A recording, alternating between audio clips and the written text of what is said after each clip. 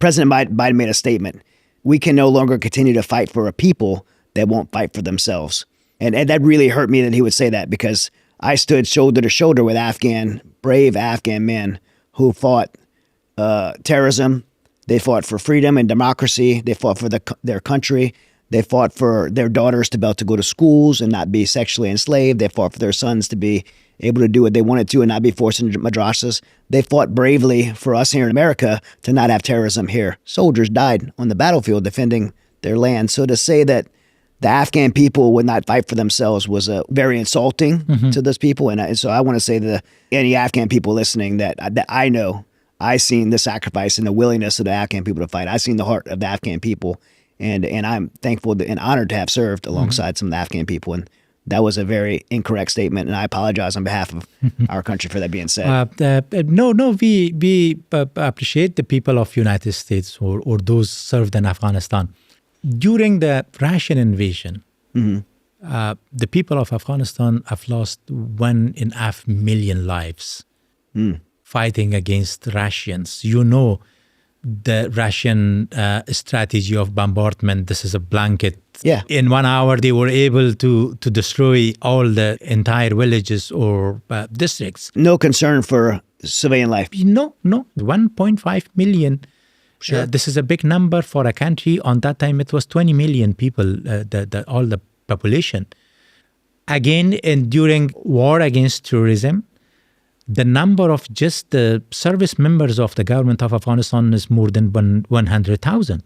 Wow, okay. Because there was a lot of people by name of the auxiliary police. Okay, yeah. Yeah, in the villages. Yeah.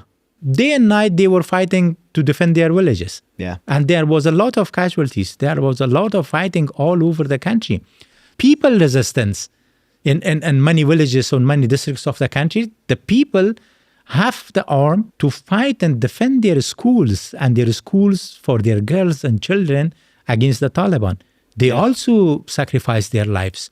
I think it's more than 100,000 we have lost in Afghanistan.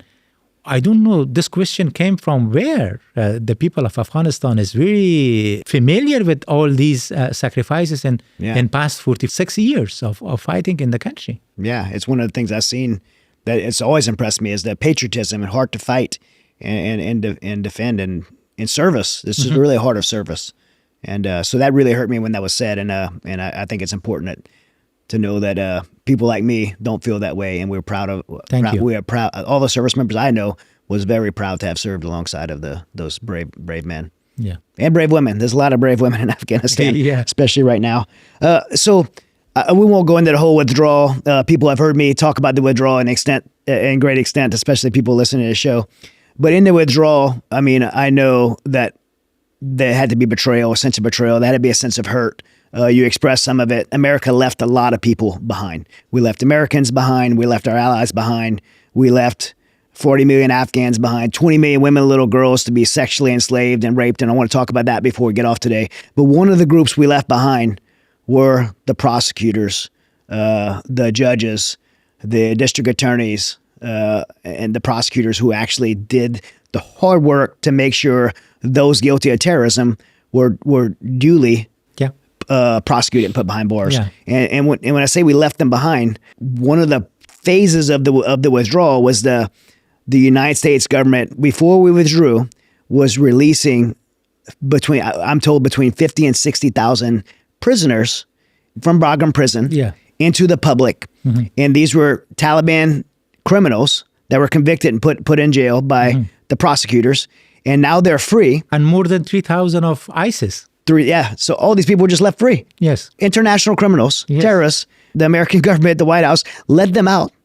And now they become leaders because they're Taliban leaders. Now they go back into the new Taliban government and they are given a biometric system from our government, which the biometric system says who the allies were, who the prosecutors were, who the district attorneys were, who the judges were, where they live, who are their family members. This is given to the Taliban, and now that's turned and weaponized in retaliation against your prosecutors. In retaliation of now there's going to be a justice for being a traitor to the Taliban people. They're going to jail them. They're going to persecute them, and in some cases we've seen they're executing them Yes. in retaliation. Yeah. These are your people. Yeah. 3 years after the fall of the government of Afghanistan and the Taliban became in power, I have lost the registered colleagues that we know we have the information. I have lost 57 of my prosecutors. When you say lost, killed. Killed, yes. Many tortured and many arrested, and many of them still hiding. And many other people, they left the country and they are starving and in a dire situation in Iran and Pakistan, face deportation. If they are deporting these people, there is the biometric system, and the Taliban at the border, they can know that person was a prosecutor. And a big number of security forces, when they deported from Pakistan and Iran, the Taliban killed those people because of this biometric system. Taliban have, and easily they can find people from the previous government in Afghanistan. The prosecutor was the nearest and closest ally of the fighting against terrorism in Afghanistan. Yes. With the U.S. forces. Till 2012, the background detention facility was leading or managing by the U.S. forces. And after 2012, it became to the control of the government of Afghanistan.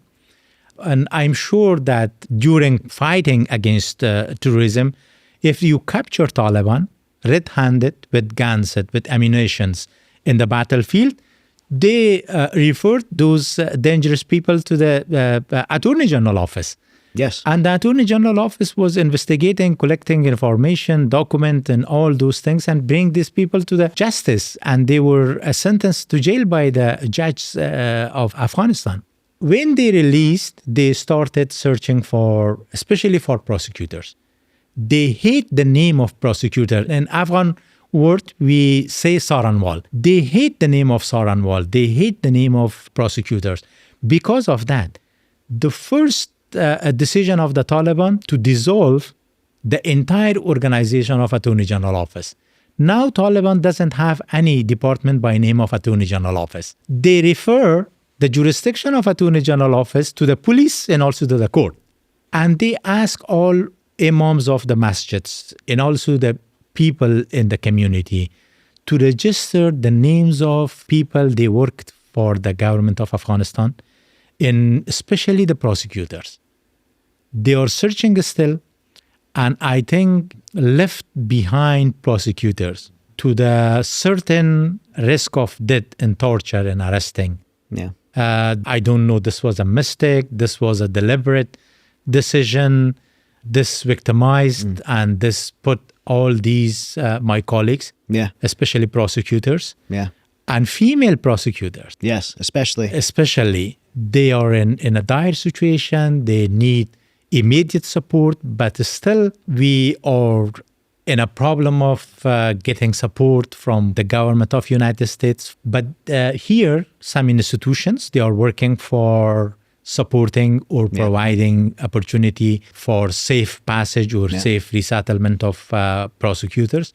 I can name the P4P, the Association of Prosecuting Attorneys of United States.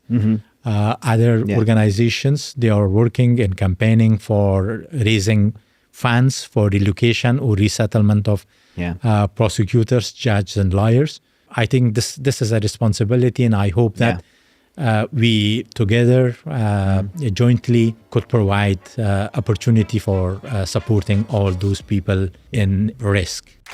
Guys, I'm a lifelong athlete. I've tried all kind of things, every different diet, all different supplements, tons of different things to make my body as healthy and as functional as possible. I heard about BioPro years ago from jiu-jitsu athletes, from UFC fighters, and they're all friends of mine who I trust that were telling me, you have to try a BioPro, and I did. I experienced a tremendous result, mostly in my sleep, to where I was sleeping 4 or 5 hours a night, to where I immediately went to sleeping 9 hours a night. BioPro has helped my recovery, my mental focus. I am a believer. I love it, or I would not be promoting it. If you're interested, go to bioproteintech.com and get yours today.